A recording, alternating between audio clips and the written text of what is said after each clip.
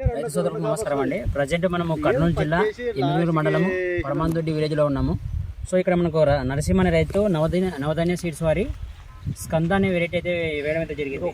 దీనికి సంబంధించి మనం దీనికి ఫస్ట్ కాపు అయితే చూసుకుందాం అండి. ఒకసారి చూడండి, కాపు అనేది మనకు చాలా చిక్కగా ఉంది. మనకు కాయ మచ్చ కానీ కాయ కొల్లు కానీ ఎక్కడైతే లేదు. మనకు విత్తనం పేరు వచ్చేసి నవధాన్య సీడ్స్ వారి స్కంద. సో ఈ వెరైటీ వచ్చేసి మనకు చాలా వరకు అయితే తెగులను అయితే తట్టుకుంటుందండి. సో కాపు చూడండి, కలర్ కూడా మనకు చాలా బాగుంది.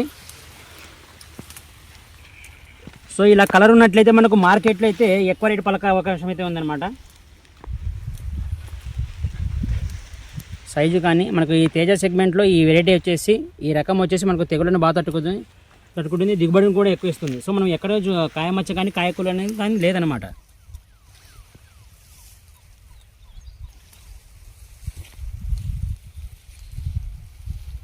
సో రైతులందరూ గమనించాల్సిన విషయం ఏంటంటే విత్తనం పేరు వచ్చేసి నవధాన్య సీడ్స్ వారి స్కంద. సో ఈ విత్తనాన్ని వేసి ఖచ్చితంగా రైతులు మంచి దిగుబడులు పొందవలసింది అయితే కోరుతున్నాను. చూడండి, కాపు అనేది చిక్కగా ఉంది, ఎక్కడ మనకు కాయ మచ్చ కానీ కాయకులు కానీ లేదు. సో రైతులందరూ నవధాన్య సీడ్స్ వారి స్కంద అనే వెరైటీని వేసుకొని ఎక్కువ దిగుబడులు పొందవలసింది అయితే కోరుతున్నాను.